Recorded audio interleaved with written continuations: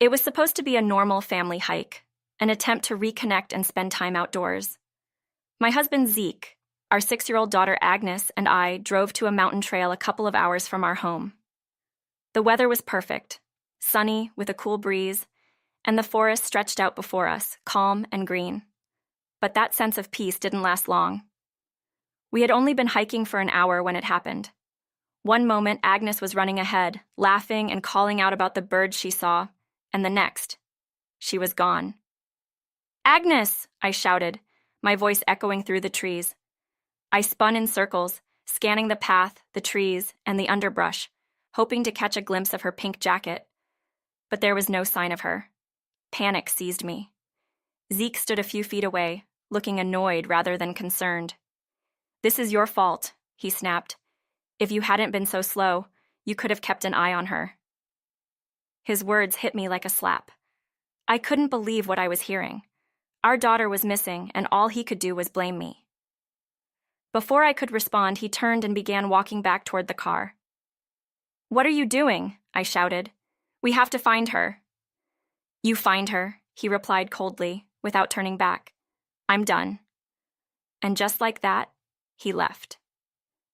I watched in disbelief as he walked away, got in the car, and drove off, leaving me alone in the middle of the forest. For a moment, I was frozen in place. My mind couldn't comprehend what was happening. My husband had just abandoned me, leaving me to find our daughter on my own. Fear and anger welled up inside me, but I couldn't waste any more time. Agnes was out there, lost and possibly in danger. I had to find her. I began running down the path, calling her name over and over. "Agnes! Agnes, where are you?" But my voice seemed to be swallowed by the thick trees. The further I went, the more hopeless it felt. There were no footprints, no sounds of a child playing or crying, just silence. My chest tightened, and I struggled to catch my breath. I had asthma, and the panic was making it worse. I stopped for a moment, leaning against a tree, gasping for air. This was a nightmare. My little girl was missing, and I had no idea where to even begin looking. I couldn't give up. Agnes needed me. I pressed on, deeper into the forest, my eyes scanning every shadow and movement. But the more I searched, the more my mind spiraled. What if she'd wandered off too far? What if she'd fallen? What if something worse had happened? The thoughts raced through my head, each more terrifying than the last. The sun was starting to dip lower in the sky, casting long shadows across the forest floor. I'd been searching for what felt like hours, but there was still no sign of her. Every minute that passed without finding her made my heart pound harder in my chest. Then, out of nowhere, a thought struck me. Zeke. Where was he? He'd left me here, but why? It wasn't like him to be so uncaring, or at least it hadn't been. In the 8 years we'd been married, he'd never been the most attentive husband. But lately, he'd been distant, cold, like a different person entirely. And today, why had he even suggested this hike in the first place? He hated family outings. My legs were shaking, both from exhaustion and fear. I had to sit down, if only for a minute, to think. Something about today felt off, more than just the fact that Agnes was missing. Zeke's behavior wasn't right. His sudden excitement about the hike, his eagerness to get out into the woods, and then how quickly he'd abandoned us, it didn't add up. I checked my phone for the 100th time, praying for a signal, but there was none. Of course, we were too far into the mountains. Frustrated, I shoved it back in my pocket. I'd have to find help the old-fashioned way. I needed to get back to the trailhead. Maybe someone else would be there. As I started to walk back, I noticed something on the ground. A small pine cone. My heart leaped. Agnes loved collecting things like this. Could it be hers? I bent down and picked it up. There was no way to be sure, but it gave me hope. I called out her name again, louder this time, my voice cracking. "Agnes, please answer me." The minutes dragged on, and every second felt like an eternity. Then suddenly, I heard something, a rustling in the bushes up ahead. My heart pounded in my chest as I moved toward the sound. Was it her? Was she finally coming back? But when I reached the spot, it wasn't Agnes. It was a woman, standing there alone, her hands tucked into her jacket pockets. She looked to be in her mid-20s, with dark hair and a casual smile that sent a chill down my spine. "You're looking for a little girl, right?" she asked, her voice too calm for the situation. My breath caught in my throat. "Yes, have you seen her?" The woman nodded slowly. "I think I saw her heading toward the parking lot earlier. Maybe you should check there." The parking lot? That didn't make sense. Why would Agnes go back there?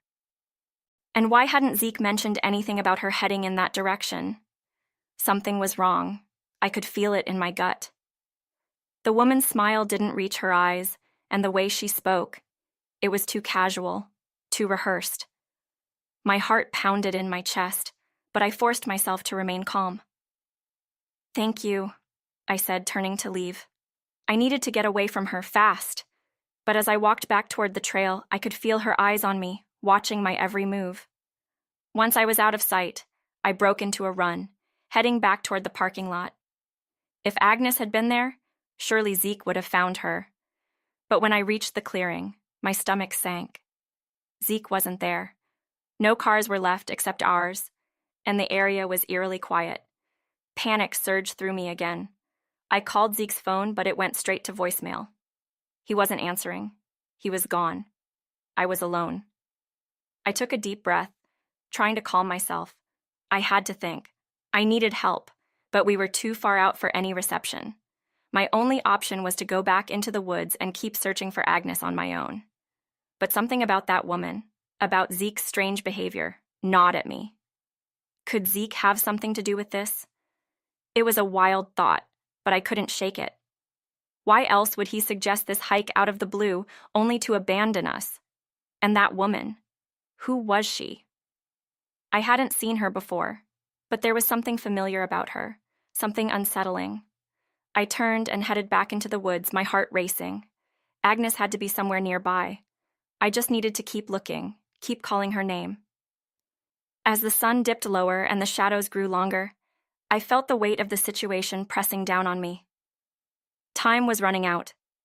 It would be dark soon, and I had no idea where my daughter was. My chest tightened, and I could feel the beginnings of an asthma attack creeping up on me, but I forced myself to push through it. I couldn't afford to break down now. Then, just as I was about to lose hope, my phone buzzed in my pocket. It was a weak signal, but it was enough. I immediately called the police, my voice shaking as I explained the situation. They told me they were sending help and that they'd just received word from a passerby who had found a young girl matching Agnes's description. Relief washed over me. Agnes had been found. She was safe. I hurried to the meeting point where a police officer was waiting with my daughter. The moment I saw her, I broke into a run, scooping her into my arms. "Mom!" she cried, clinging to me tightly. I was so scared. "I know, baby," I whispered, tears streaming down my face. "I'm so sorry." But as I held her, something she said stuck with me. "I wasn't lost, Mom. I was with one of Dad's friends." I pulled back and looked at her, confused. "What do you mean?" Agnes hesitated, then pointed to her toy camera. I took a picture. She said we were going to look at flowers, but then she left me alone. My heart sank as I looked at the photo. It was the same woman I had seen earlier, the one who had pointed me toward the parking lot. And in the picture, she was standing with Zeke, their bodies close, almost intimate. A cold dread settled in my stomach. This wasn't just a case of a missing child. There was something much darker going on, and Zeke, my own husband, was involved. My mind raced as I tried to piece everything together. Zeke had suggested the hike, led us into the woods, and then conveniently disappeared. And that woman? Who was she? How did she know Zeke? The relief I had felt moments earlier was quickly replaced by a sickening sense of betrayal. Zeke wasn't just neglectful. He had set this up. He had left me and Agnes in the woods so he could meet with this woman. But why? What was his endgame? I didn't have time to dwell on it. I needed to get Agnes to safety. I thanked the police and called a cab to take us to my brother's apartment. I didn't trust Zeke anymore. and I needed time to figure out what to do next. As we rode in the cab, Agnes fell asleep in my arms, her small body curled up against mine. I stroked her hair, my mind still reeling from everything that had happened. Zeke had betrayed me. He had put our daughter in danger for what? An affair? There had to be more to it than that. But whatever the reason, I knew one thing for sure. I couldn't stay with him anymore. When we arrived at my brother's apartment, I laid Agnes down on the couch and called Zeke. He answered on the third ring, his voice casual, as if nothing had happened. "Hey, where are you?" he asked. "Where am I?" I repeated, my voice shaking with anger. "I'm with Agnes. She's safe. Where the hell are you?" There was a pause on the other end of the line. I'm at home," he lied. "Don't bother," I snapped. "I know everything, Zeke. I saw the picture. I know about the woman, and I know you left us in the woods on purpose." There was silence for a long moment. Then Zeke's voice came through, low and cold. "You don't know what you're talking about." "I know enough," I replied, "and I'm done. Agnes and I are staying with my brother. Don't bother coming after us."